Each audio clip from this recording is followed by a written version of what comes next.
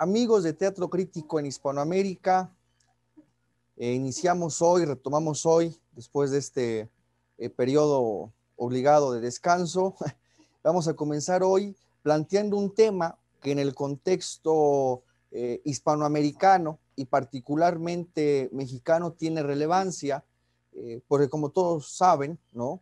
En septiembre se ha tomado como día símbolo, 15 y 16 de septiembre, el inicio de lo que va a ser denominado como el proceso de independencia de México, o más bien el movimiento que va a desembocar en esa fragmentación de Nueva España, del Imperio Español, y que va a dar paso a la constitución de un nuevo Estado nacional. Nos acompaña hoy en esta ocasión Fernando López, quien ha estado ya con nosotros en otros programas también. ¿Cómo estás, Fernando? Bien, muchas gracias, Axel. Y bueno, pues vamos a comenzar contextualizando un poco el tema. Iniciamos esta serie, nuevos programas de teatro crítico en Hispanoamérica, pues tocando un tema, dándole vueltas a los temas de las independencias hispanoamericanas que tienden a ser muy mal interpretadas. Y más ahora en donde desde los discursos ideológicos, en ocasiones gubernamentales, se tiende aún más a enredar la situación. Y lo que vamos a tratar de abordar hoy aquí es analizar una figura en especial de este proceso político que va a desembocar en la independencia de Nueva España y en la conformación de México. Es atender a una figura relevante, muy conocida en México, difundida por la historia, por la historiografía, también desde el punto de vista escolar, en la enseñanza básica, como desde los niveles universitarios, una figura muy importante, muy interesante dentro de este proceso político de secesión de Nueva España, del imperio, que se llama José María Morelos. José María Morelos fue uno de los principales dirigentes del movimiento independentista de Nueva España, que iba a dar continuidad a otro personaje que también seguramente les ha sonado, que es Miguel Hidalgo y Costilla. Ambos personajes se tratan de sacerdotes católicos, naturalmente, y bueno, es Hidalgo, como ustedes saben, una de las figuras que van a ser la génesis del movimiento. Sin embargo, con un pensamiento diferente, con un conjunto de doctrinas, de ideologías diferentes, Hidalgo de Morelos, y es precisamente estas diferencias que hay en la pluralidad de corrientes que se articulan en este proceso largo, dificultoso, donde no todo mundo quería la independencia dentro de Nueva España, pues resulta Morelos una figura importante de principio, porque es el primero que va a pensar en cuál debe ser la forma de Estado que ha de seguir a la naciente, precisamente a la naciente nación. Bueno, pues dicho esto, como pueden ver, se trata de una figura importante, relevante en la historia de México, y cuyo pensamiento se va a ver profundamente influido por la Constitución de Cádiz. Y bueno, empezamos por aquí. Dicho esto, sería bueno especificar o contextualizar en qué contexto, en qué proceso se inserta la figura de Morelos, y es precisamente en el de en este proceso denominado de independencia. Lo primero que tendríamos que decir es esto: antes del proceso de conquista del Imperio Español, de los pueblos mesoamericanos en las tierras americanas, es imposible hablar de México. ¿Cómo es imposible hablar de las repúblicas hispanoamericanas? Ese es el punto de partida.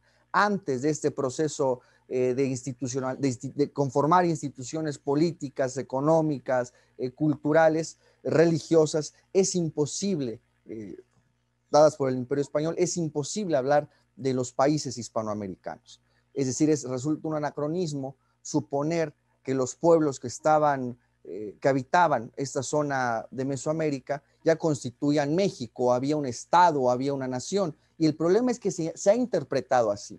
En estos también, en este aniversario, en el caso también de México, de la caída del pueblo más desarrollado y con mayor fuerza económica, social, que habitaba el centro del Valle de México, los 500 años de la caída de su capital por las tropas de Hernán Cortés, bueno, pues se tomó como si eso fuera México, como si hubiera una nación, incluso un estado conformado previamente y que bueno, que fue conquistado, que esa nación, que México fue conquistado. Eso es muy impropio hablar así y es un imposible histórico. O sea, partimos de ahí, de suerte, por tanto, que tengamos que entender el proceso de independencia, en este caso de México, de lo que después se conoció como México, en clave de una secesión, de una parte del imperio que quiere fragmentarse, que quiere separarse.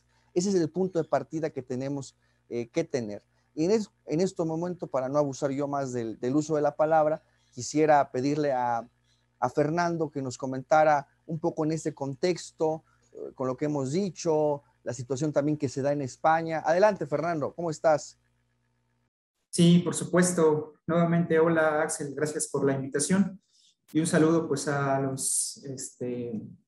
nuestros amigos de España, porque he visto yo que tienen una gran audiencia, tanto parte de España por otras partes de Hispanoamérica, ¿no? Entonces, pues es un gusto estar otra vez en este teatro crítico y que pues también agradecer, ¿no?, a la fundación, al maestro Gustavo Bueno Sánchez por estar coordinando, organizando toda esta gran labor de difusión del pensamiento propiamente de la filosofía materialista, ¿no?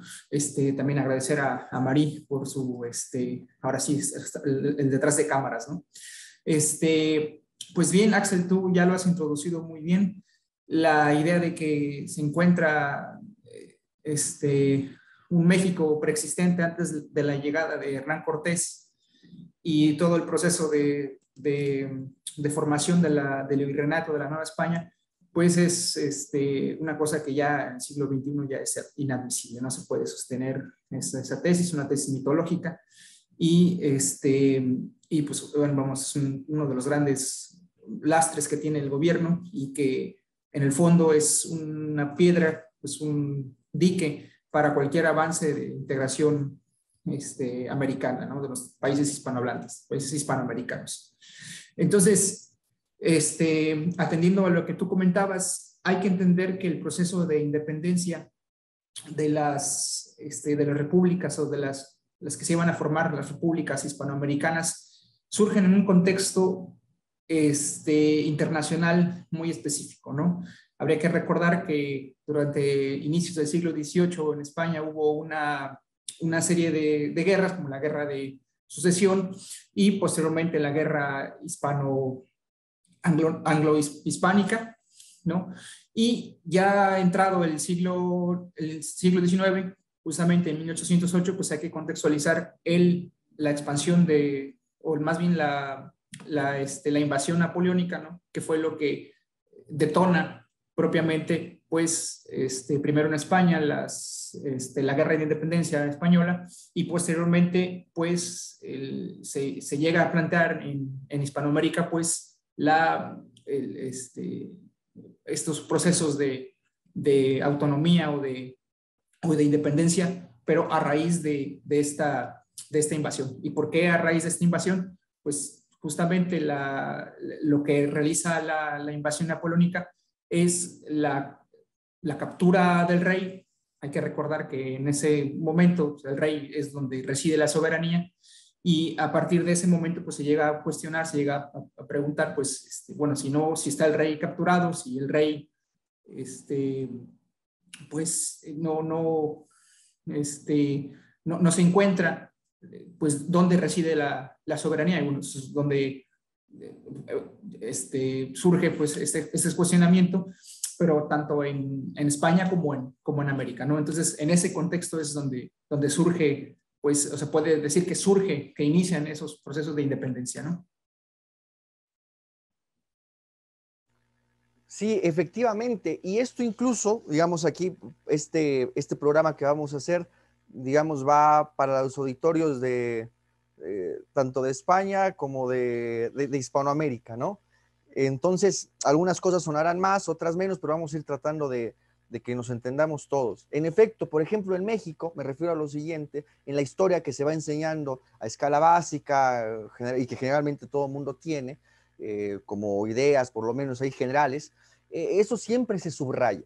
El hecho de la invasión de Napoleón, de la Francia revolucionaria, ¿verdad? De Napoleón como un impulso por volver a Francia un imperio precisamente, en esa invasión que tienen de España. Pero sin embargo, aunque se dice es una causa, se dice, de las independencias, no se pondera lo suficiente de lo que implica. Y es precisamente a partir de este choque entre la Revolución Francesa con pretensiones de imperio a partir de Napoleón, incluso desde antes, por ese sentimiento de expandir la Revolución Francesa al resto de Europa, y lo que va a suceder en la España peninsular, es decir, la ausencia del jefe del Estado, la ausencia del rey. Y eso es importante porque es a partir de aquí, es una de las chispas entre las distintas causas. No hay una sola causa, evidentemente, una sola razón que va a motivar estos movimientos diferentes que van a desembocar en última instancia o en sus posiciones más radicalizadas, van a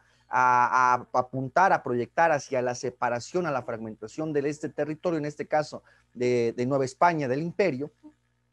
Este detonador, entre otras razones, es uno de los detonadores que van a iniciar desde 1808.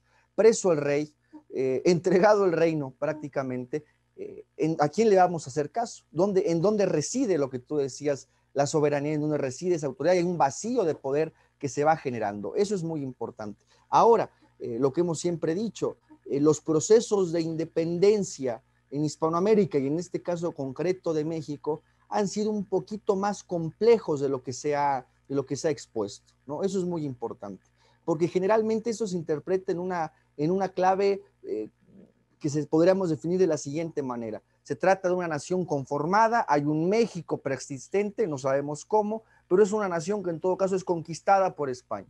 Y esa es la primera tesis que tenemos que romper. Nunca se va a insistir suficientemente con eso.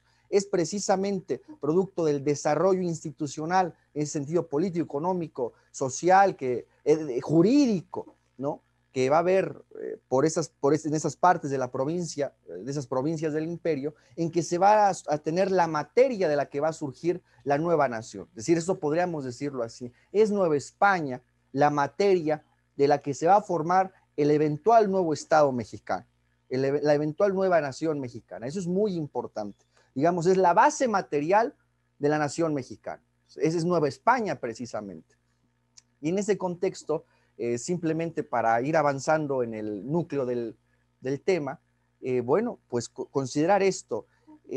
No todos los levantamientos, no todas las corrientes que se van a insurreccionar a partir de 1810, sobre todo con el antecedente en 1808 que hay en la capital de la Nueva España, con el ayuntamiento, en donde algunos síndicos plantean formar una junta ante la amenaza francesa. Para 1810, no todas las corrientes que se empiezan a insurreccionar muy confusamente, no todas apuntan a la fragmentación o a la secesión o a dejar de formar parte del Imperio Español, y mucho menos a desconocer a Fernando VII. Esto es lo importante. En buena medida se puede decir que estos levantamientos y estas insurrecciones son una respuesta a la Revolución Francesa contraria. Es decir, se ha puesto el mito, y ahora podemos ahondar ahí brevemente, se ha impuesto el mito, mucho en la historiografía mexicana, por lo menos hasta mediados del siglo XX, y ahora también con este discurso indigenista que se le ha vuelto a dar auge y batalla, en donde se supone que hay un influjo de las ideas de la Ilustración, de la Revolución Francesa, y que eso va a inspirar esas insurrecciones. Nada más falso, es que eso es fundamental, nada más falso, es un mito totalmente construido. Es en buena medida esos procesos insurreccionales una respuesta contraria a la Revolución Francesa. Revolución que en sus vías por quererse volver imperio ha invadido España y ha depuesto al rey de España. O sea, esto es fundamental. En buena medida, esas insurrecciones y esos levantamientos que se dan en Nueva España, con Hidalgo, con Morelos, y con otras tendencias desde 1808 en el ayuntamiento de la Ciudad de México, y que se va a replicar esto en otros ayuntamientos de las capitales de los virreinatos en la América del Sur, la América Española del Sur, es en buena medida una reacción contraria a la Revolución Francesa, porque en el fondo la aborrecen. Eso es muy importante subrayar, porque en el fondo la aborrecen, porque ven a Napoleón como un impío, el anticristo, etcétera, literal que eso se decía en la época. Entonces, esa es la primera, digamos, conclusión o premisa que tenemos que considerar en nuestro programa del día de hoy. Es, en buena medida, estos levantamientos son una reacción contraria a la Revolución Francesa. Y no hay ese influjo, ¿no? Y yo introduzco este tema para que Fernando ahora también nos comente lo pertinente, que en otras ocasiones también lo ha señalado, en otros programas que se han hecho en torno al tema. Yo creo que se puede encontrar objetivamente como el antecedente de los pensamientos, de los idearios, de los pensamientos políticos, claro, en el sentido objetivo, sobre todo en Morelos, que también van a estar presentes en Hidalgo, pero particularmente en Morelos, no a la Revolución Francesa, a la que detestan, no a la Ilustración, no a Rousseau, que incluso son ataques que se lanzan mutuamente como forma de ataque y de descrédito, sino en el pensamiento de la escolástica española. Yo creo que eso es fundamental. Y ahora te cedo la palabra, Fernando. La matriz ideológica, la fuente de donde se va a inspirar, en este caso concreto, el general José María Morelos, es sin duda en el pensamiento escolástico español, en la escolástica española. Eso es muy importante, porque claro, hay también esa otra interpretación nefasta de la historia por los historiadores, por el desconocimiento que hay de esta tradición de pensamiento católico, escolástico, porque en el fondo no la han revisado, no la conocen, no la han leído, y de ahí la importancia y la preponderancia que subrayaba también el profesor Gustavo Bueno, a dedicarnos a estudiar un poco esta corriente del pensamiento escolástico, no simplemente por decirlo o parecer disruptivo o disidente, no, porque hay toda una tradición que va a influir plenamente en nuestro ámbito hispánico, que va a influir plenamente en nuestro ámbito hispánico y que va a suministrar ideas cuando se va a hablar de la soberanía de la nación, cuando se va a hablar de la soberanía del pueblo, y ya no en clave rusoniana, sino de la tradición sobre todo de Francisco Suárez. Es decir, cuando se habla de la soberanía que está en el pueblo, cuando se habla de la soberanía que está en la nación, ya no es influjo que viene de Rousseau, que viene de Hobbes, no, que viene de Kant, no, de ninguna manera. Está en las raíces de nuestro pensamiento escolástico. Yo me detengo aquí, Fernando, para yo no abusar también de la palabra, y que nos comentaras un poco esto, cómo se ha impulsado esta negación de esa tradición de pensamiento hispánico, católico, escolástico, y cómo se ha montado este mito de que influyó la Revolución Francesa en sus ideologías al proceso de insurgencia y particularmente a Morelos, para dar paso a nuestro siguiente bloque. Fernando, adelante. Sí, por supuesto, Axel. No, pues nada más que suscribir lo que has dicho. En el mito de la derecha y el mito de la izquierda, del profesor don Gustavo Bueno, hace un análisis en torno me parece que es más propiamente en el mito de la derecha, donde realiza un análisis acerca de los orígenes de estos iluministas, maniqueos, realmente son maniqueos, ¿no? De estos maniqueísmos, ¿no? Finalmente es una forma de pensar pues muy económica, que trata de concebir a la realidad misma, organizarlos en dos grandes rúbricas, ¿no? Dos grandes alternativas, ¿no? O sea, las tinieblas o las luces. Entonces, ese pensamiento maniqueo pues ha recorrido pues prácticamente toda la historiografía, y consecuencia de lo que estamos viviendo en el país, o que se ha vivido en el país, es consecuencia de ese pensamiento maniqueo. Hace unos días yo te decía de que estaba yo leyendo las meditaciones de René Descartes, y bueno, yo honestamente yo cuando dicen que es el pensamiento moderno, el pensamiento científico, yo la verdad no le veo ni pies ni cabeza, ¿no? Se empieza a hablar unos conceptos en torno a la matemática y lo matemático en los prólogos que he leído, y realmente no se sabe lo que se dice, ¿no? Tengo yo esa impresión de que no se sabe lo que se dice. Se trata de forzar una ideología, realmente un texto de Descartes en torno a una mitología maniquea, y que no tiene asidera realmente eso, ¿no? Ahí es lo que yo percibo. Bueno, el producto de esta dicotomía, de este pensamiento simple, pues es estas vertientes, ¿no? De partir la historia en dos, ¿no? El pensamiento medieval y el pensamiento moderno. El pensamiento medieval oscuro frente al pensamiento iluminista, ¿no? Pero la realidad es que no es así, que la realidad es mucho más compleja. Las corrientes, las direcciones de los procesos históricos es mucho más compleja que estas dos alternativas. Villoro, tú lo citaste la otra vez en una primera edición en torno a los orígenes filosóficos de la independencia, pues en un primer momento reconoce la influencia de Cádiz y ya en un segundo momento se retracta. Inclusive toda su filosofía posterior, pues los textos filosóficos se desarrollan en torno a estos maniqueísmos, ¿no? Entre un pensamiento moderno y un pensamiento medieval, ¿no? Entonces hay que tener mucho cuidado con eso. Estas cosas pues llevan a estas simplificaciones. Ahora, pasando ya a lo que tú comentabas, sí, ciertamente, la gran influencia que hay ya en el pensamiento novohispano, pues es propiamente la escolástica, ¿no? Y la escolástica era lo suficientemente sólida para fundamentar cualquier proyecto de soberanía popular, ¿no? Pensando en Francisco Suárez, que es el que influencia o influye en lo demás, ¿no? Realmente en torno a este tema, en torno a la soberanía, inclusive en torno al regicidio.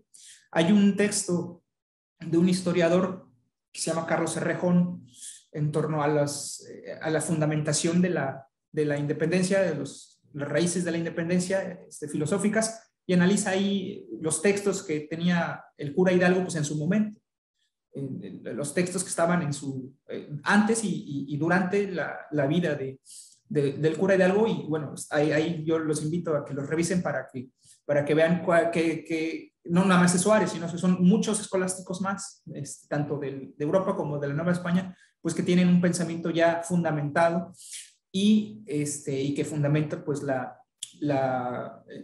desarrollado, y que fundamenta pues la soberanía popular, ¿no? Ahora,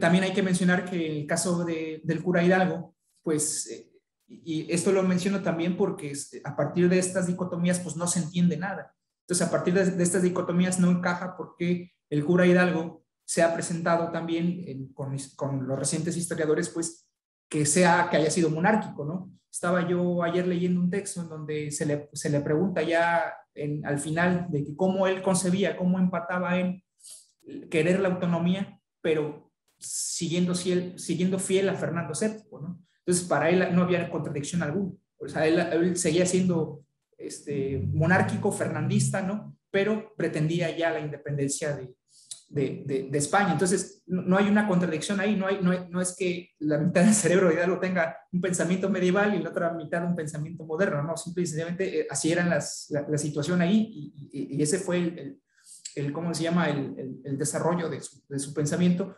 Y bueno, y en el caso de Morelos, a mí me parece que es ahí la tradición total de Cádiz, ¿no? Es lo que comentamos la vez pasada en el programa, Axel. No se puede entender, no solamente sin Cádiz, Morelos, sino no se puede entender sin el pensamiento escolástico, porque si no hay pensamiento escolástico, entonces no hubiera sencillamente Morelos, así de sencillo, ¿no? Morelos es profundamente católico, y parte de ese pensamiento católico, como tú ya lo decías, pues va en contra de la Revolución Francesa, tanto desde el punto de vista filosófico, es decir, desde el punto de vista en donde pues veían a Napoleón y veían a los revolucionarios franceses como anticatólicos, tanto como invasión extranjera, es decir, desde el punto de vista político lo veían como una invasión extranjera con la que se tenían que defender, ¿no? Entonces, pues yo cerraría con eso, Axel. Bueno, yo aquí nada más diría esto, ¿no?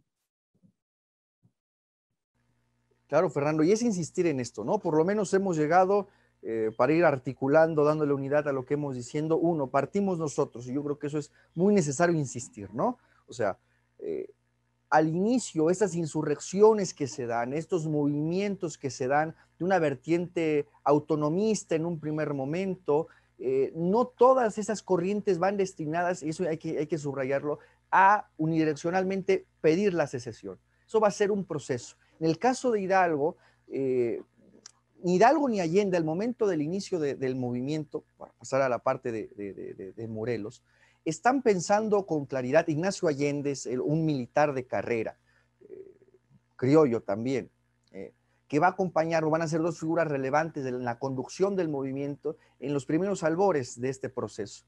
Por ejemplo, en el caso de Allende, Allende, que es monárquico, naturalmente era del regimiento de los dragones de la reina, es monárquico, y no pide Allende la secesión con España. La amenaza es la invasión de Napoleón y la captura del rey Fernando VII. Por eso esa insistencia y por eso esas contradicciones a veces que no cuadraban cuando te lo decían en la escuela, cuando se leía por toda la ideología que lo trata de ocultar, cuando Hidalgo en esa proclama que da en septiembre de 1810, en esos vivas, pues encuentra el viva Fernando VII. Entonces, claro, ya no te cuadraba. ¿Cómo? Si está pidiendo, o se le llama el grito de independencia, está pidiendo ya la independencia, grita vivas al rey de España, ¿no? Precisamente por esta complejidad que representa el momento, que es sobre todo una reacción contraria a la Revolución Francesa, a la invasión de Napoleón a la península y a la captura del rey. Y de ahí, a partir de ahí, se van a desarrollar diversas tendencias o diversas corrientes. En un primer momento, Hidalgo no va a hablar de independencia, no va a hablar de independencia, va a hablar de cierta autonomía, de un autogobierno, como se hablaba, pero defendiendo a Fernando VII, atacando acaso a la administración de tipo virreinal, pero defendiendo y manteniendo la monarquía y a Fernando VII. Después habrá un debate por las cartas que hay entre Allende y Hidalgo, que surge una pugna entre ellos, cuando Hidalgo levanta esa turba, vuelta ejército, y después del Monte de las Cruces, conforme se avanza y se va radicalizando el movimiento, parece que Hidalgo apuesta a la ruptura ya con Fernando VII, es decir, a la ruptura ya con España, romperlo, a fragmentar esta parte del imperio. Mientras que Allende, incluso los historiadores lo han tratado, lo han expuesto, incluso Allende trata de atentar contra la vida de Hidalgo, trata de matar a Hidalgo, Ignacio Allende, porque Allende simplemente es esa perspectiva de la autonomía, pero nunca, mucho menos, atacar la monarquía, es decir, no son monárquicos, y tampoco romper diametralmente, radicalmente, como parte del imperio de la monarquía hispánica. Entonces son elementos muy importantes, de ahí que esto sea de una complejidad mayor, y al final, como tú decías, Hidalgo en los procesos que se le dan, claro, ya está preso, ya decir de más sería comprometerse, pero todavía en las cartas con Allende él dice, decimos todavía Fernando VII para no asustar a otros sectores criollos y para ganar más apoyo, porque si lo negamos tajantemente se puede volver peligroso, perderíamos apoyo. Entonces, es esa dicotomía en la que está Hidalgo, y sobre todo que Hidalgo no tiene la forma, no tiene en la cabeza, ¿verdad? No tiene proyectado cuál debe ser el Estado, el modelo de Estado que va a seguir. De ahí la diferencia con Morelos. Yo simplemente una anotación que es importante decirla. Es muy difícil afirmar que Hidalgo fuera contra las instituciones del antiguo régimen. ¿Acaso romper los lazos con la monarquía hispánica, pero no la reestructuración total internamente de Nueva España, de la ruptura del antiguo régimen al interior, por lo menos? Y esto cuando va ganando a través de la batalla de los Montes de las Cruces, cuando Hidalgo se nombra, y es nombrado y acepta el título, Alteza Serenísima. Eso es fuerte. Bien. Bueno, digamos que aquí esto podemos terminar el primer bloque de nuestra charla en este sentido y pasar al segundo, que es el núcleo del programa, que es hablar sobre esta figura de José María Morelos. Insistimos, José María Morelos fue un sacerdote católico que estudió con Hidalgo. Miguel Hidalgo había sido su profesor en el seminario. Morelos nace en Valladolid, en la zona del sur en México, Nueva España, en ese momento, en el año de 1765. Conforme va avanzando Hidalgo en esta turba, insistimos que se ha vuelto ejército y este movimiento, encomienda a Morelos sublevar las partes del sureste nuevohispano, ¿no? Se lo encomiendan a Morelos. Y en Morelos, insistimos, es una de las figuras más importantes en la formación de este proyecto de separarse con España y sobre todo en el proyecto de qué forma, qué estado ha de suceder a la ruptura con el Imperio Español. Esto me parece relevante.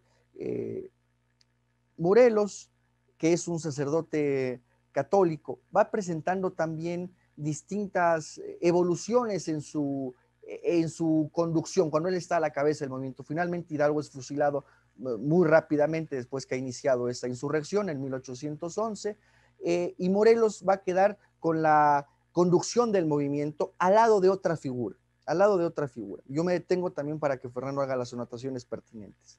Hay dos conductores en este momento, en este proceso: Ignacio López Rayón, ¿no? Ignacio López Rayón y José María Morelos. Para que se vea esta pluralidad y diversidad de posiciones, en los proyectos políticos que hay de López Rayón, en sus llamados elementos constitucionales, López Rayón sigue hablando de que hay que defender a Fernando VII, de que ha sido usurpada la corona, y hay que son fernandistas en ese sentido, que hay que defender a Fernando VII, y desde luego él como titular de la monarquía de esta Nueva España. Son proyectos también ambiguos, que no queda bien claro cuál es el estatus de relación entre Nueva España y España, ¿no? Pero no están salvaguardando la figura de Fernando VII, de que se habla del rey cautivo, de que está preso por los impíos franceses, y no rompe de ninguna manera con esas estructuras del antiguo régimen. En cambio, José María Morelos vamos viendo una evolución. Él establece su cuartel general, después de que Hidalgo le comienda la sublevación del sureste novohispano, en un pueblo que se llamó Aguacatillo. Y en Aguacatillo, del año de 1811 y 12, saca diversas proclamas, diversos documentos que nos van a permitir reconstruir su ideario político, su proyecto político.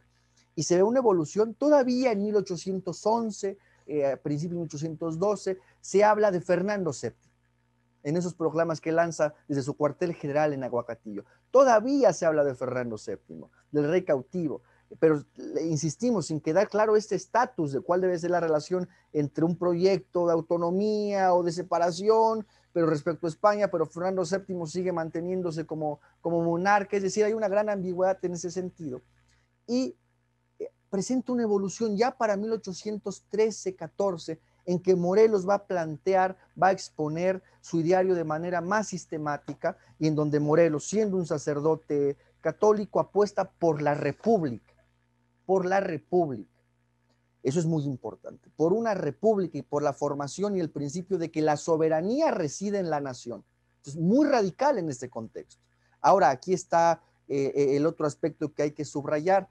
Es insistimos, es este mito de que, bueno, es el influjo de las ideas de la Revolución Francesa, de Rousseau, del proceso revolucionario francés, o de los norteamericanos en su proceso de separación colonial respecto a Inglaterra, en donde supuestamente van a influir. Para nada. Las bases doctrinales, las fuentes de las que va a beber este pensamiento de Morelos es sin duda la escolástica. Es que esto es lo que no se ha medido, y tú muy bien lo señalabas. Los historiadores están con ese uso tan laxo, tan vulgar de la modernidad, ¿no? Los antiguos y los modernos, ¿no? Entonces, claro, la escolástica son las tinieblas, es el monarquismo, es el absolutismo, y no ponderan, porque yo seguramente ni siquiera lo han revisado, las raíces que hay ya en la escolástica. Y claro, ¿qué representaría en esta evolución, este cambio de Morelos, de todavía hablar de Fernando VII, de no quedar claro cuál es el estatuto de la relación con la España peninsular? Bueno, es la Constitución de Cádiz. Es que de por medio está Cádiz. Yo me detengo aquí, Fernando. No sé, tú quisieras comentar respecto a la Constitución de Cádiz, a este papel que tiene Nueva España, que nos comentaras un poco esto. Sí, Axel, creo que lo has señalado muy bien, lo has desglosado muy bien. Hay que también señalar que o sea, que en 1808 se forman las juntas. Es cuando invade Napoleón, se forman las juntas, se replegan las juntas hasta Cádiz y ya por ese momento ya había un anteproyecto, ¿no?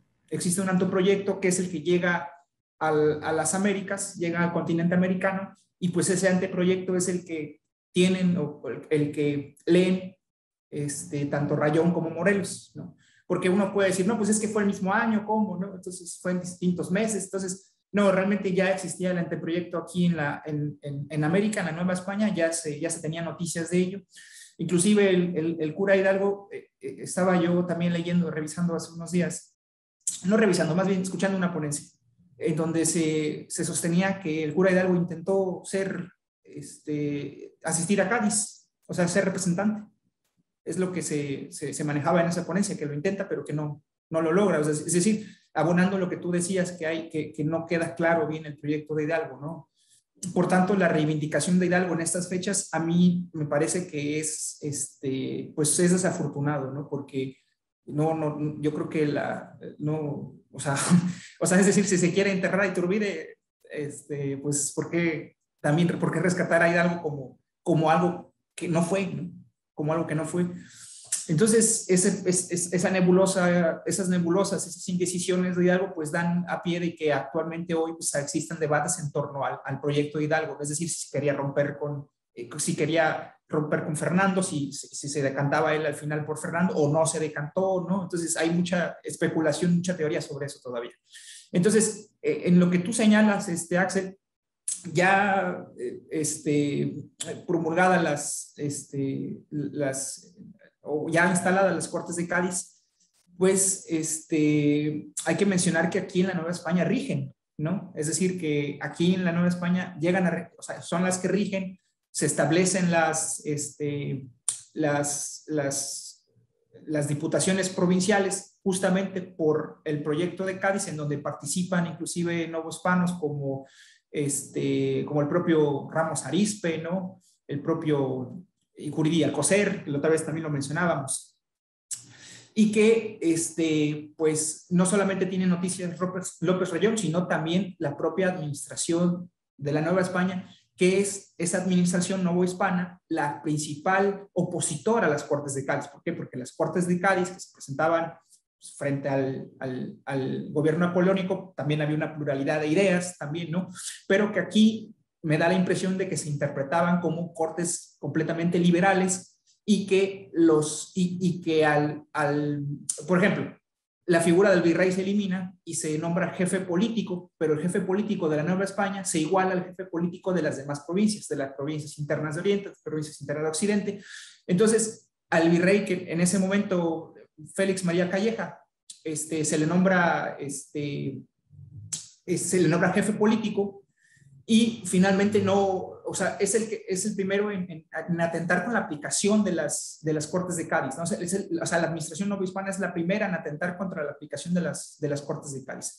Entonces, pues hay que recordar entonces también que dentro de los contenidos de estas Cortes de Cádiz, pues establece la idea de nación política, ¿no? La idea de nación política que aquí es fundamental y hay que tenerla presente para poder entender la importancia, no solamente en América, sino en las demás repúblicas, inclusive en España, ¿no? Mira, don Gustavo se sostiene desde el material filosófico que la idea de nación política, surgida como una categoría política moderna, surge en la Revolución Francesa, ¿no? Es lo que establece el maestro, ¿no? Entonces, esta categoría moderna es una categoría que hay que entender en estos múltiples procesos que se llamó la olización de los distintos elementos que constituyen las capas de la sociedad política. Hay que recordar que la sociedad política pues, está constituida de distintas capas y ramificaciones del poder, ¿no? Entonces, esta olización es una olización que va en contra de una sociedad estamental del antiguo régimen para pulverizar distintas distintas de estos elementos, de estas capas, como son, pues, la capa conjuntiva, ¿no? Es decir, de pasar de estamentos a ciudadanos. Entonces, digamos que ahí, por ejemplo, hay que recordar que se establece que la nación española, pues es el conjunto de ciudadanos de ambos hemisferios, ¿no? Yo creo que ese es un primer principio que hay que tener y que ese da origen para que posteriormente... Muy importante subrayar eso. Carácter sí, hay que subrayar eso, ¿no? Españoles de ambos hemisferios, eso es muy importante. De ambos hemisferios, ¿no? No quiere, o sea, yo no quiero decir que con la Constitución de Cádiz nazcan las naciones, no. Simple y sencillamente hay que entender que ya estaban en marcha muchos procesos, ¿no? De eolización, vamos a decirlo así, y que se detonan con ese contexto de guerra, ¿no? Entonces, aquí llega la Constitución de Cádiz, hay mutua comunicación, hay influencias en muchos momentos del periodo de la independencia, no solamente en la independencia, sino en muchos otros momentos, y que es preciso señalarlo, ¿no? La influencia de Cádiz. Ahora, quisiera también señalar lo siguiente, que yo creo que una de las cosas que se pueden vislumbrar o podemos establecer es que el pensamiento de Morelos rompe en cierta medida con Cádiz en el sentido de que él ya no se va a decantar por una monarquía, ¿no? Sino que se va a decantar por la república. Yo creo que a lo mejor el peso de que en la Nueva España no estuviese instalado el rey, sino un virrey, y en la Nueva España sí, y en España peninsular sí lo estuviera, yo creo que haya influenciado en presentar pues esa propuesta, ¿no? Estoy especulando, ¿no? Puede ser que así se haya dado, esa circunstancia lo explique, ¿no? Entonces, finalmente, Morelos tiene una influencia de Cádiz, por supuesto, ¿no? Establece ahí la idea de nación, ¿no? En donde la soberanía popular reside en la nación, ¿no? Que es toda la América septentrional. Y también Morelos establece ahí en dos documentos importantísimos, ¿no? Donde podemos ver ahí influjo de Cádiz, que son los sentimientos de la nación, que tú ya lo sugeriste, ¿no? Y el reglamento del Congreso que posteriormente se instaló, ¿no? Eso sería todo, Axel. Claro, Fernando, aquí se ha subrayado otro elemento que hay que considerar, que es la importancia de las Cortes y la Constitución de Cádiz. Yo sé que para nuestro auditorio en España, bueno, pues sobra mencionarlo, pero como este programa tiene también intenciones de ser pues difundido en México, bueno, hay que subrayar esto, ¿no?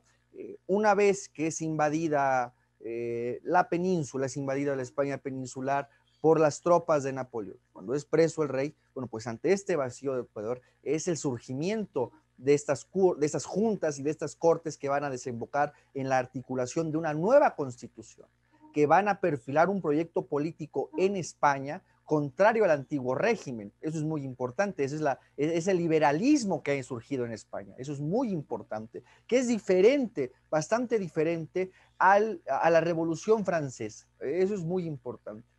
Primero, por esas diferencias, me parece, de carácter doctrinal frente a las ideas del contractualismo individualista que van a tener como proyectos ideológicos, filosóficos, los revolucionarios franceses, o esta tradición que puede ser de Rousseau y de Hobbes también, en este caso de Rousseau, donde el contrato social se da entre individuos, primer elemento, y que dentro de la tradición escolástica que ya posibilitaba y ya daba las herramientas para poder articular un pensamiento, un ideario político, un pensamiento político diferente, incluso base para la revolución liberal en España, es distinto, sino entre dos partes, entre dos totalidades diferentes, ya no unas partes átomas como pueden ser los individuos, sino a partir de la soberanía en donde reside la soberanía. Ahora, se ha habido un discurso maniqueo, muy maniqueo, del derecho divino, ¿no? Es decir, simplemente se supone toda la tradición católica simplemente diría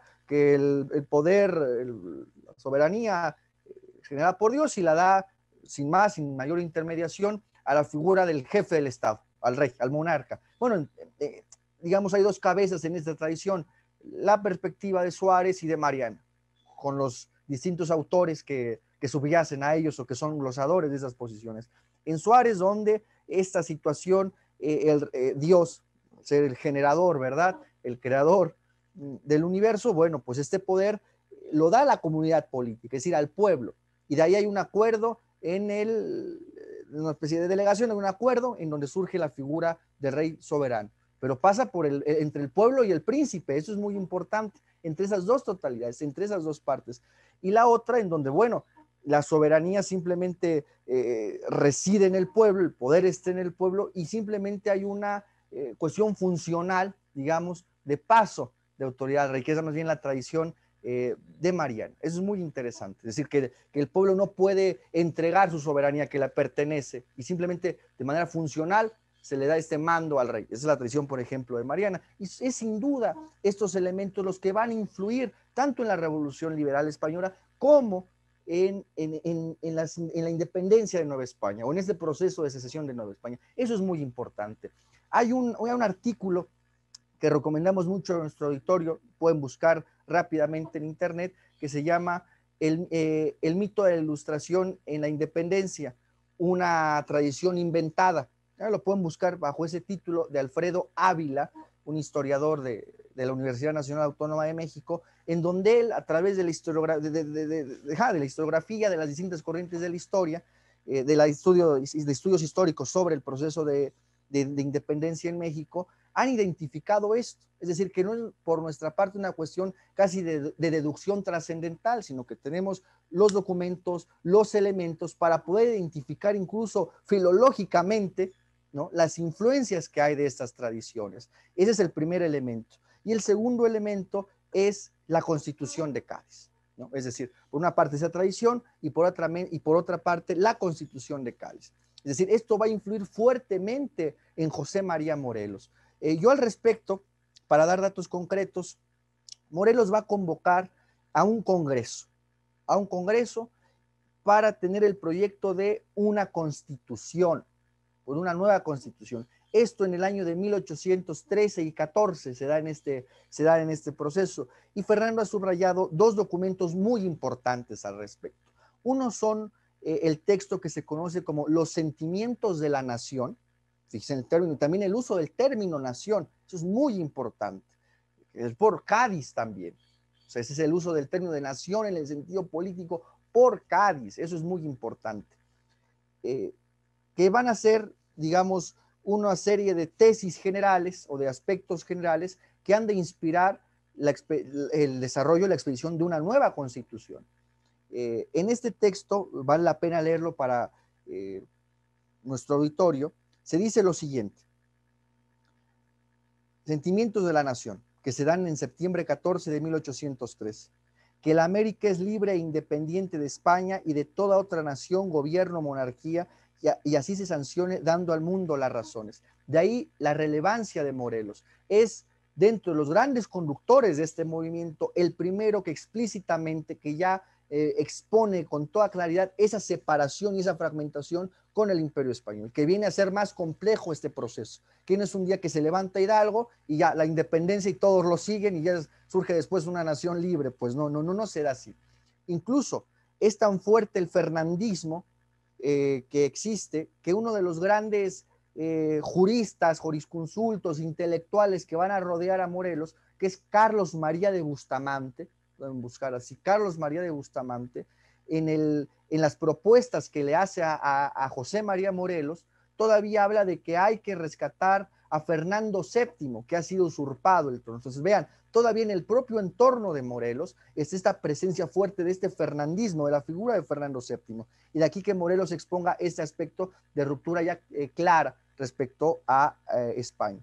Ahora, aquí el carácter totalmente diferente y diferenciado de la Revolución Francesa, para seguir insistiendo con esto, y que subraya el carácter católico que inspira a esos movimientos. Punto 2, que la religión católica sea la única sin tolerancia de otras. Punto 3, que todos sus ministros se sustenten de todos y solo los diezmos y primicias y el pueblo no tenga que pagar más subvenciones de las que su devoción ofrenda. Que el dogma sea sostenido, punto 4, que el dogma sea sostenido por la jerarquía de la iglesia, que son el papa, los obispos y los curas, porque se debe arrancar toda planta que Dios no plantó. Vean, estos elementos son los primeros elementos de esa preponderancia de la situación del aspecto de relaciones entre el Estado y la Iglesia. En el fondo es eso. Ahora, aquí está uno de los aspectos centrales, que la soberanía dimana inmediatamente del pueblo, el que solo quiere depositar en el Supremo Congreso Nacional Americano, compuesto de representantes de las provincias en igualdad de números. Aquí está el influjo, sin duda alguna, de la Constitución de Cádiz, que la soberanía dimana inmediatamente del pueblo y de este pensamiento escolástico. Eso es muy importante. Que los poderes legislativo, ejecutivo y judiciario estén divididos en los cuerpos compatibles para ejercerlos. Entonces, esos dos elementos, la soberanía nacional y la división de poderes, nos está perfilando el carácter republicano del ideario de Morelos. Eso es muy importante. El carácter republicano de Morelos, desde un sacerdote católico que estaba en las humildes parroquias del sureste de la Nueva España, se da el carácter de una república católica. Eso es muy importante, con una estructura nacional. Eso es muy importante. ¿Por qué podríamos pensar o decir que Morelos apuesta al modelo republicano? Yo creo que sin duda porque ¿dónde va a surgir una nueva dinastía? ¿Bajo qué derecho? Incluso de la perspectiva del derecho natural o del derecho divino. ¿Bajo qué fundamento se puede inventar un nuevo rey? Ante ese vacío, ante esa imposibilidad de forjar una nueva dinastía, es que sale como una opción la república, ¿no? La república. Y continúa más. Los demás son puntos muy específicos respecto a cómo se van a elegir los vocales del Congreso, cuestiones de sueldos a los propios funcionarios del Estado que seguirá. Y aquí una de las frases más claras. Punto 11. Que los estados mudan de costumbres y por consiguiente la patria no será del todo libre y nuestra mientras no se reforme el gobierno, abatiendo el tiránico, sustituyendo el liberal. Es decir, a este gobierno del antiguo régimen, del absolutismo, del antiguo régimen, lo va a sustituir el gobierno liberal. Y ese liberal, ¿de dónde proviene ese liberal? De Cádiz, del liberalismo de Cádiz. Es este el influjo que nos permite identificar que es inspira a ellos la Constitución de Cádiz. Aquí una de las partes más interesantes de Morelos, en el punto 12, que como la buena ley es superior a todo hombre, las que dicte nuestro Congreso deben ser tales que obliguen a constancia y patriotismo, moderen la opulencia y la indigencia y de tal suerte aumente el jornal del pobre que mejore sus costumbres, alejándolo de la ignorancia, la rapiña y el hurto.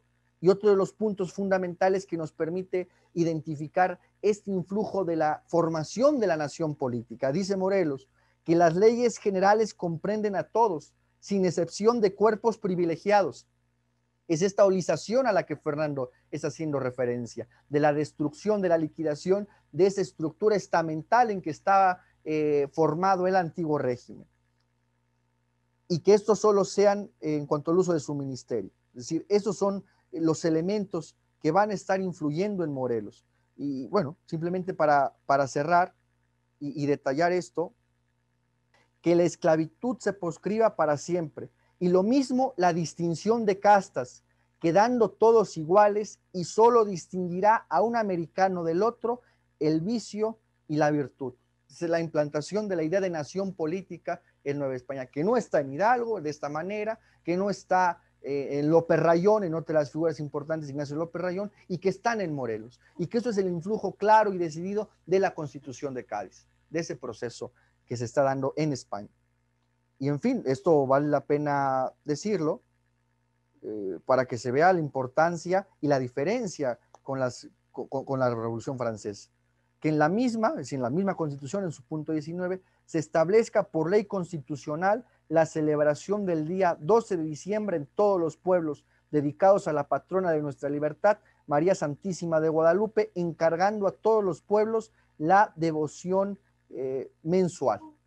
Imagínense, entonces aquí las claras diferencias. Fernando, yo no sé si tú quisieras comentar algo al respecto para ir cerrando nuestro programa el día de hoy respecto al ideario de Morelos, el carácter católico de su pensamiento, de su republicanismo. En fin, Fernando, te escuchamos. Sí, no, por supuesto. Qué bueno que lo comentaste para que el público también pudiese escuchar el contenido de los sentimientos de la nación. Hay que recordar que todavía en ese momento, Axel, estaba José Bonaparte, me parece, como rey de España, ¿no? Creo que sí, todavía estaba en 1813 José Bonaparte. Entonces, realmente hay que entender ese contexto, ¿no? Hay que tener siempre muy presente que finalmente no existe, o sea, al estar depuesto el rey, había un rey invasor, ¿no? Había un agente invasor que es el que estaba usurpando las funciones del rey. Hay que recordar también que a lo mejor no lo dijimos, pero hay que siempre recordarlo también, que hubo un intento en la Nueva España, previo a lo que estamos contando de Hidalgo y de Morelos, de formar juntas, ¿no? Formar juntas frente a este invasor, ¿no? Y que pues, propiamente el gobierno o peninsulares que habitaban aquí impidieron que se formaran las juntas.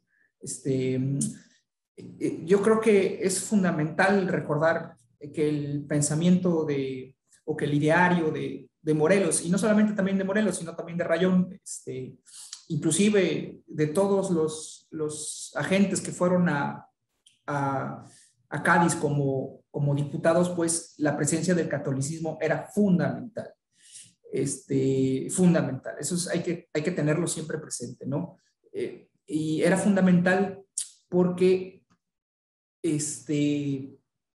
finalmente estaban en un contexto en donde existía siempre, y lo estaban viviendo, pues la invasión extranjera, ¿no? Hay que contextualizar que tenían reciente una guerra contra Inglaterra y pues veían pues, justamente el peligro que eso encarnaba, ¿no?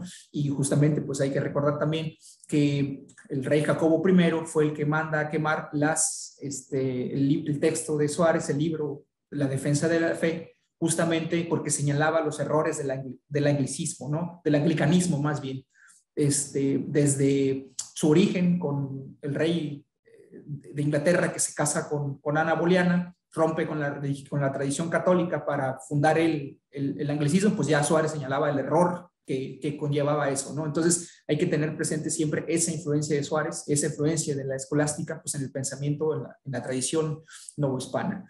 Entonces yo quisiera señalar lo siguiente, Axel, que si uno no tiene presente esto en la conformación real de la historia de nuestras repúblicas, pues corremos el riesgo de estar aplicando modelos, estar explicando la historia, el presente mismo, a través de modelos que son insostenibles y que finalmente pudiesen llegar a ser un freno para cualquier proyecto político. Y lo digo porque, Axel, porque recientemente acaba de ocurrir la cumbre de la CELAC, de la cumbre de los Estados americanos y del Caribe, claro. Americanos y caribeños, en donde pues se apela por parte del presidente López Obrador pues a una unidad latinoamericana. Sin embargo, ya don Gustavo Bueno ha señalado las alternativas que existen en torno a esta unidad política, a esta confederación, vamos a llamarla así, tipo Unión Europea, que López Obrador ha mencionado, que tiene la visión para plantearla, ¿no? Eso hay que reconocerle que tiene esa visión para plantear y digamos los pantalones también, es decir, que sin embargo, es muy atrevido en el contexto pues, de tener a los norteamericanos arriba de nosotros, ¿no? Es bastante atrevido, ¿no? Y sin embargo, a pesar de ese atrevimiento, a pesar de esa osadía que tiene el presidente, de esa valentía, pues las alternativas o los esquemas a los que se escribe para poder explicar y poder plantear una unidad latinoamericana pues son insostenibles justamente porque está apelando a un origen mitológico que aterrizado y en la práctica llevaría no solamente a no comprender a la sociedad en general desde un punto de vista sociológico, ¿no? Lo comento por la cuestión del cristianismo, el humanismo que maneja, sino inclusive a comprometer inclusive la unidad propia de los estados nacionales hispanoamericanos, ¿no? En torno a presentar proyectos de fragmentación en base a culturas, a supuestas culturas milenarias que están constantemente en resistencia. Entonces da pauta o da origen para la futura proyectos de fragmentación política. Es decir, que si en un estado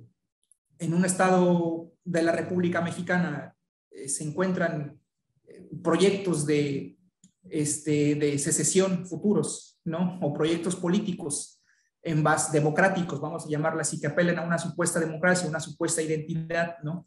Pues habría esa posibilidad de romper con la unidad nacional justamente por esos caminos que se están abriendo, ¿no? Por esos caminos de este supuesto origen no católico, no hispánico, sino más bien mesoamericano o ya con tintes inclusive ya mesiánicos cristianos evangélicos, ¿no? Entonces, ya yo señalaría eso, Axel, que es muy peligroso adscribirse a estas alternativas. A lo mejor en este momento no es tan peligroso, pero sí es muy peligroso proyectarlo hacia un partido, el partido gobernante, el presidente, que no tiene esa solidez ideológica como para discernir esos peligros, ¿no? Entonces, yo cerraría con eso, Axel, que el pensamiento de Morelos está vigente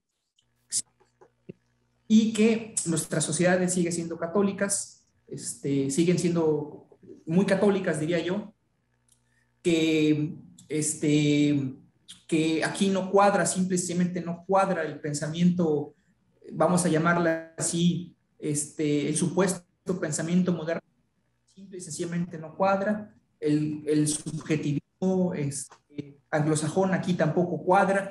Entonces, ¿qué cuadra entonces? ¿Qué es de nosotros? Pues hay que rescatar a través del matrimonio filosófico un pensamiento que es muy nuestro, que es el pensamiento hispánico, ¿no? Para poder entender nuestra realidad. Eso es, Fernando, ¿no? Bueno, yo creo que en el fondo nos has ampliado ahora el panorama, porque ¿cuál es el objetivo de este programa? Estamos llegando a su finalización. Precisamente en este caso específico de la figura de Morelos, resaltar que es el dirigente en esta conducción que va a desembocar en la separación de Nueva España y en la conformación de un nuevo Estado, del Estado mexicano propiamente dicho, que no tiene sus bases en la Revolución Francesa, como tanto se ha dicho, que no tiene sus bases en este influjo del pensamiento ilustrado o iluminista, que precisamente ellos son una reacción, están en contra de todo eso, están contra esas tesis y que beben de otras fuentes. Eso también para romper un mito fuertemente arraigado en México y en Hispanoamérica.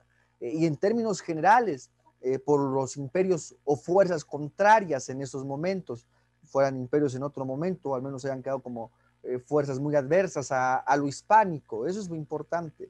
Y que esa tradición que incluso en el propio movimiento de secesión, pues es natural que cuál sea el influjo que que va a incidir sobre ellos. El de esa tradición escolástica y el de esta tradición del liberalismo de Cádiz. Y no pueden apelar o no podrían encontrar como base última, pues apoyarse, como tú bien decías, en unas supuestas semillas o orígenes primitivos mesoamericanos, casi antiquísimos, ¿no? Esa identificación de México con los mexicas me parece realmente impropia, gratuita, antihistórica, ¿no? ¿Y qué pasa con los demás otros pueblos? Además que convivían de manera bastante violenta unos entre otros, como suele ser los procesos históricos, ¿no? Donde seguramente ni siquiera se puede hablar de la sociedad política, de la sociedad mexica como una sociedad política, serán un protoestado todavía. Lo de imperio es un uso, cuando se habla del imperio mexica, del imperio inca, son usos impropios de las categorías, de los conceptos, de las ideas políticas, pues porque no tienen una teoría del Estado, que es algo muy complicado de tener, ¿no? Son los usos comunes que dan sobre todo los antropólogos. al hablar de imperio en estos estados del desarrollo de estas culturas, pero sin duda alguna yo creo que ni siquiera se puede hablar de estados, ni siquiera se puede hablar de sociedades políticas, sino de sociedades de protoestados, de sociedades protopolíticas en ese momento, ¿no? Son protoestados, ¿no? Entonces vamos a encontrar ahí el origen o el supuesto origen de las naciones hispanoamericanas, y en este caso la nación mexicana, resulta verdaderamente absurdo. Simplemente para concluir y justificar lo que hemos dicho, es decir, cuál es el pensamiento político de Morelos, dónde bebe, cuál es su contexto, pues es esto que insistimos. Y al caso tenemos, digamos, como contratesis, aquí se trata de ser dialécticos, no solamente de deducir cuestiones, sino de conocer los otros materiales y las otras tesis, que es como adversas o contrarias, que es donde se puede realizar una alternativa, ¿verdad? Dialéctica, filosófica a esas posiciones. Es decir, solo se puede hacer filosofía sobre las otras posiciones de las que ya están expuestas, otras tesis. Hay un libro de un filósofo muy conocido que se llama Adolfo Sánchez Vázquez, ¿verdad? Que es del llamado exilio español, que viene a México en la época de la Guerra Civil Española. Publica este folleto que se llama Rousseau en México. Rousseau en México. Y aquí resulta interesante porque es una contradicción y una ambigüedad que Sánchez Vázquez no puede digerir por su desdén al pensamiento escolástico y acaso lo digo acaso por lo que se puede leer aquí objetivamente, desconocimiento de la tradición escolástica. Porque claro, siendo marxista hay un desprecio objetivo a toda esa tradición. Eso es real. En la historia de la filosofía de Dinic, un filósofo soviético, que son como 8 tomos, no lo van a creer ustedes, le dedica 4 páginas, entre 3 y 4 páginas, a Santo Tomás y la escolástica. Imagínense, pues claro, para ellos son las tinieblas, claro, para un marxista tiene problemas con esto. Entonces, aquí él intenta a chaleco, como se dice en camisa de fuerza, decir que forzosamente influyó en la independencia el pensamiento de Rousseau, que forzosamente tuvo que influir la Revolución Francesa y la Ilustración. Claro, y él cuando encuentra estos términos de soberanía popular, de soberanía de la nación, él lo relaciona filológicamente enseguida con el contrato social o con los discursos de la desigualdad de los hombres que va a ser el origen de la desigualdad que va a escribir Rousseau. Y no advierte que eso ya está, esa teoría del origen del poder político ya está presente en la escolástica. Entonces, claro, eso para ellos es forzosamente el pensamiento ilustrado francés. Aquí dice, por ejemplo, en 1764, la Inquisición prohíbe todas las obras de Rousseau en la metrópoli como en las colonias, pero esto no pone coto a su difusión, por el contrario, esto aumenta en la segunda mitad del siglo. Junto con los escritos de los enciclopedistas, las obras de Rousseau, el discurso sobre el origen y la desigualdad entre los hombres, el contrato social, circulan en este periodo en la Nueva España, tras de filtrarse al país por los diversos canales. No solo llegan a las gentes cultas, sino a sectores populares a los que la claridad y brillantez de su estilo literario facilita el acceso de sus ideas. Bueno, eso de los sectores populares no sé a qué se refiere, cuando el analfabetismo era grande, y solamente observamos, ese es el mito siempre marxista de querer todo interpretar a fuerza entre lucha de clases, ¿no? Y dice más aún, eso es una parte interesante, pero en verdad, al subrayar aquí las ideas de Rousseau sobre la... pero en verdad, al subrayar aquí las ideas de Rousseau sobre la inutilidad de las revoluciones, no se trata tanto de desacreditar a Hidalgo a los ojos de los insurgentes, como de condenar el método mismo de la violencia de la insurrección escogido por los partidarios de la independencia. También el obispo de Michoacán, Manuel Abati Queipo, quien por cierto demuestra conocer bien la doctrina rousseauana del hombre y la naturaleza, se vale de las ideas del ginebrino para condenar la vía insurreccional surgida por los insurgentes. ¿A qué vamos con esto? Para seguir argumentando estos aspectos.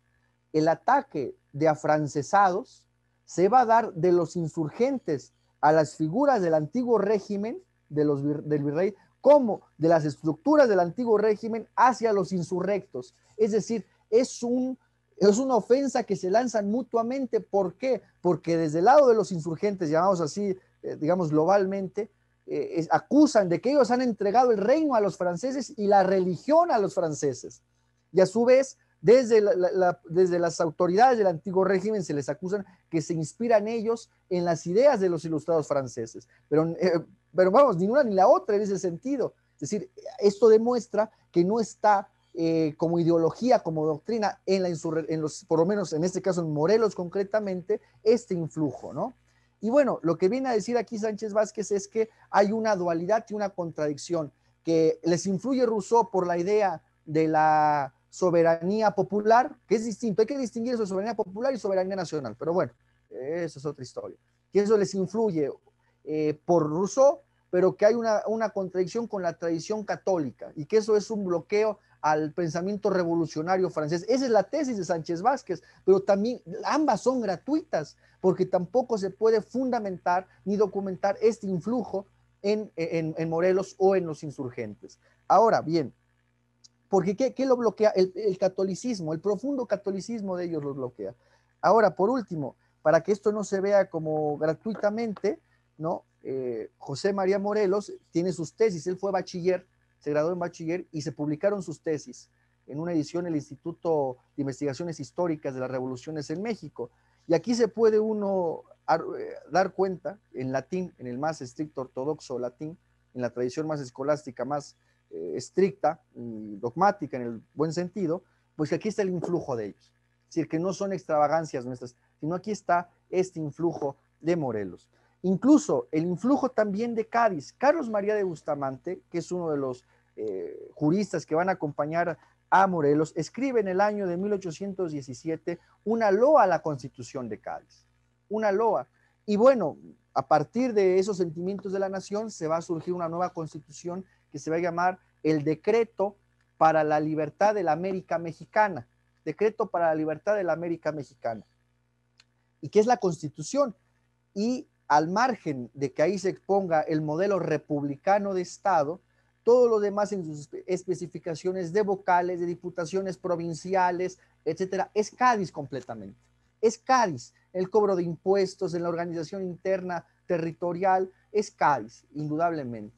Entonces, bueno, yo creo que aquí rompemos un mito. El objetivo del programa era analizar las fuentes ideológicas de las que debe José María Morelos y particularmente por qué hablamos de Morelos, por ser el conductor, el dirigente que tuvo un mayor ideario político cuestionado, un proyecto político cuestionado y además republicano, de estirpe católico. Eso es muy importante y de la inspiración del pensamiento liberal y de la Constitución de Cádiz. En alguna ocasión, Fernando también acertadamente comentábamos, se trata Morelos de Cádiz radicalizado. Yo creo que se puede plantear así. Pues llegamos a la conclusión de nuestro programa. No sé, Fernando, si tú quisieras ahora en nuestro tercer bloque de conclusiones comentar algo respecto a la importancia de Morelos, respecto a esa tradición católica que suministra como aspecto, como fuente ideológica, en el contexto actual también de la situación en México, de Hispanoamérica, que tú ya comentabas hace un momento. Adelante, Fernando, somos todos. Creo que ya lo dije y no debía haberlo dicho apenas hasta ahorita. Discúlpame, Axel. No, lo que tú quieras comentar. Mira, lo que pasa es que uno revisa las redes sociales y la verdad es que no dan una, ¿no? Quisiera señalar yo lo siguiente, ya términos, vamos a llamarle políticos, ¿no? Prácticos. Por un lado se encuentra en un sector de la población que a raíz de este discurso maniqueo, pues trata de presentar, ¿no? O seguir una política, pues anticonservadora, ¿no? Antifascista inclusive se llega a decir. Entonces, todo a raíz de esta iluminación frente al medievalismo, pues todo lo que tenga que ver con que está en contra de ello, ¿no? Aunque sea falso en el fondo, ¿no?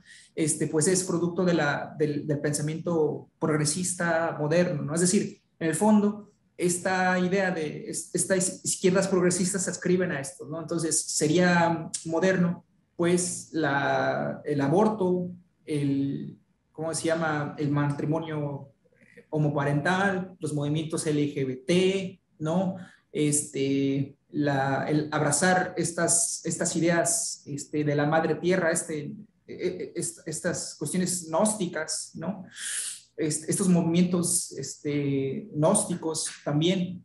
Entonces, todo lo que tenga que ver con eso, pues será propiamente de izquierda. Entonces, esto es fruto también pues de ese pensamiento maniqueo, ¿no? Y por otro lado, también se encuentran estos puntos de vista en donde identifican, pues, proyectos monárquicos, ¿no? Contra proyectos republicanos. La gente que ha aplaudido las ciertas invitaciones o cierta presencia de políticos españoles en México, pues contraponen a lo mejor la monarquía frente a instituciones republicanas perdón, el pensamiento, por ejemplo, de Morelos, y instituciones republicanas posteriores, ¿no? Entonces, como si fuese algo completamente opuesto, y lo peor es que estas posiciones monárquicas las identifican con posiciones completamente liberales, ¿no? De la derecha liberal, cuando ahí es insostenible, ¿no? Tú ya lo has mencionado, inclusive la idea de soberanía, pues es a través de la población sin mediación, perdón, con esta mediación, no directamente. Lo mismo podría decirse del derecho de propiedad, ¿no? Que finalmente se concibió siempre en la Nueva España y en España, pues como un derecho positivo, ¿no? Frente a esta idea ¿cómo se llama?, de liberalismo anglosajón y francés. Entonces, yo he visto esa identificación de los que se denominan conservadores, promonárquicos, con estas tendencias liberales en lo económico. Entonces, yo creo que ni uno ni otro, o sea, es un malentendido total, es un embrollo que traen y que realmente no se logran hacer planteamientos realmente serios, ¿no? Entonces, yo diría que justamente algo sólido, algo serio en que soportarse es justamente un personaje como Morelos, ¿no? Un personaje sólido, un personaje que no solamente contempla al catolicismo, sino ya como necesidad, ¿no? Como algo necesario, sino que inclusive señalando en su reglamento al Congreso la figura, por ejemplo, pues de un presidente fuerte, de un poder ejecutivo fuerte, más bien, un poder ejecutivo fuerte frente a estas posiciones parlamentaristas, donde se tiene más peso el Congreso. De hecho, al final, el Congreso que emana de ahí, o sea, la Constitución de Apatzingán, pues no tiene esa influencia propiamente del pensamiento de Morelos, ¿no? Tiene un peso mayor ahí el Congreso, que finalmente durante el desarrollo de la independencia pues le conflictúa, o sea, él finalmente le estorba a propio Morelos, ¿no? Entonces en el reglamento, que invito igual a que lo revisen, pues prevé eso, lo estaba viendo en carne propia con la Junta, perdón que hable luego de estos datos y no contextualice, pero a veces es muy difícil, pero bueno, la idea es que pues frente a un posible régimen inestable, de inestabilidad, por estar discutiendo, por estar dialogando en el Congreso, pues Morelos antepone pues un ejecutivo fuerte, ¿no? Entonces eso hay que rescatar también de Morelos. ¿No? Totalmente, Fernando, pues llegamos al cierre de nuestro programa, no queremos dilatarlo más, y me parece que podemos compendiar para darle unidad a lo expuesto en una serie de conclusiones, ¿no? Insistir lo suficiente. Por ejemplo, se hablará en uno de los primeros documentos propiamente donde se habla de independencia, entendida como la secesión del Imperio Español de parte del virreinato de Nueva España, de las provincias, como las nombrará Cádiz, en esta parte de la América, donde no existe todavía el concepto de México. Se está forjando precisamente esto, la génesis de la nación mexicana. Que se hablará, por ejemplo, de la América septentrional, en una de las primeras documentos de declaraciones de independencia, que hay varias, la de Morelos, luego la de Iturbide, la de Agustín Iturbide, que será quien va a consumar el proceso de secesión del imperio, respecto al imperio, pues se hablará todavía de la América septentrional, por ejemplo. O incluso es en buena parte los criollos los que se van a inventar en términos ideológicos unos antepasados mexicas o casi indígenas, por ejemplo, todavía Bustamante, pese a ser uno de los grandes juristas, quien decíamos, Carlos María de Bustamante, un hombre ilustrado, en el mejor de los sentidos, que acompaña a Morelos, hablarán de restaurar una especie del imperio de la Anáhuac, o el Congreso, incluso el Congreso de Anáhuac, es decir, estos términos, Anáhuac refiriendo al Valle de México, donde estaba el pueblo más desarrollado respecto a los demás sociedades, en muchos casos todavía sociedades humanas naturales previos a la llegada del proceso del imperio, de construcción del imperio español en América, precisamente ¿por qué? Porque se está forjando la nación. ¿Por qué no existía una nación previa que se independiza, que es conquistada y se independiza? Se está forjando la nación. Y es precisamente los orígenes de la nación mexicana en este caso, en estas raíces evidentemente hispánicas, incluso que suministra la suficiente, es ese imperio generador que suministra incluso las ideas y las doctrinas capaces de poder justificar este mismo proceso de secesión. Lo segundo, que por tanto el origen de la nación mexicana no se puede encontrar, como hemos insistido aquí, y tanto, lo insistimos tanto porque en México se ha soltado una verdadera campaña en ese sentido, de suponer que México está prefigurado en los mexicas, ¿verdad? En los aztecas, como se conocen vulgarmente.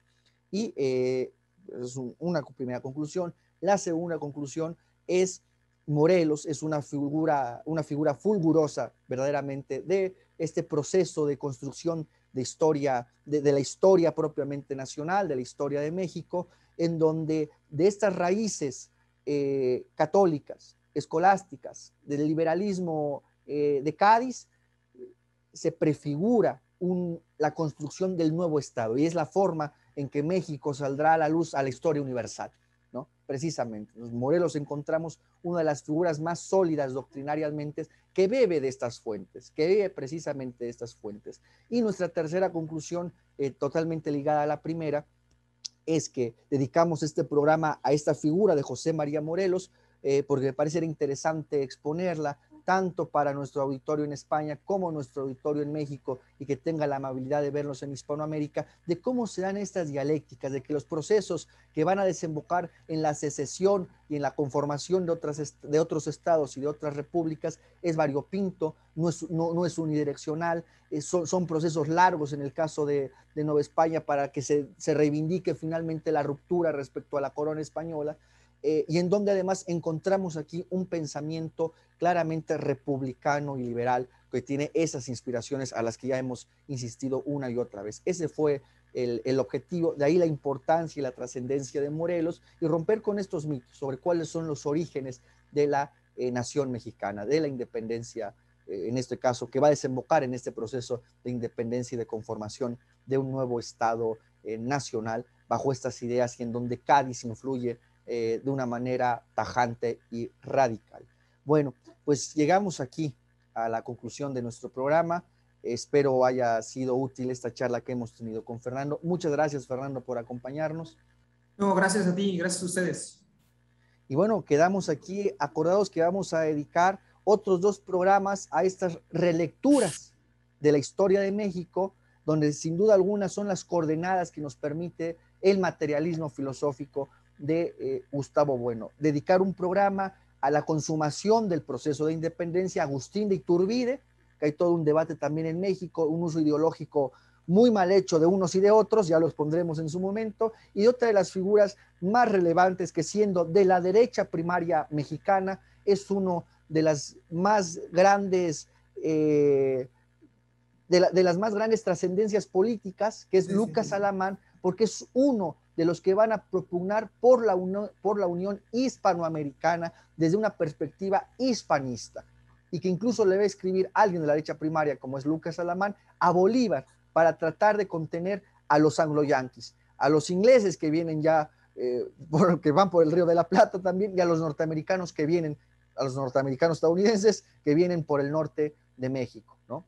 Entonces vamos a continuar con estas relecturas, y bueno, yo creo que en suma es Morelos un representante que, bebiendo de Cádiz, es el inicio de esta izquierda liberal en Nueva España, en México, y que luego el liberalismo en México va a tener muy distintas evoluciones. Habrá un liberalismo en los años de consumada la independencia profundamente antihispánico, y que en su antihispanismo se vuelve en un aliado de los norteamericanos en su expansión contra México. Así de plural es esto. Muchas gracias, mis queridos amigos. Esto fue Teatro Crítico en Hispanoamérica. Hasta la próxima. Un abrazo. Axel, ¿cómo estás? Fernando, ¿cómo estás? Buenas tardes, Mari. Disculpen que ando ahorita en la oficina, ¿no? Ay. Sí, Axel, tú no trabajas. Es cierto. Pues empezamos, Fernando, ¿qué te parece? Muchas gracias, Mari. Pues es todo. Creo que duró como 1 hora y cuarto, ¿no? No, ni hora y media. Ah, qué bueno. Pues, Mari, te dejamos para que tú también descanses. Muchas gracias, Muchas gracias, Fernando. Mari.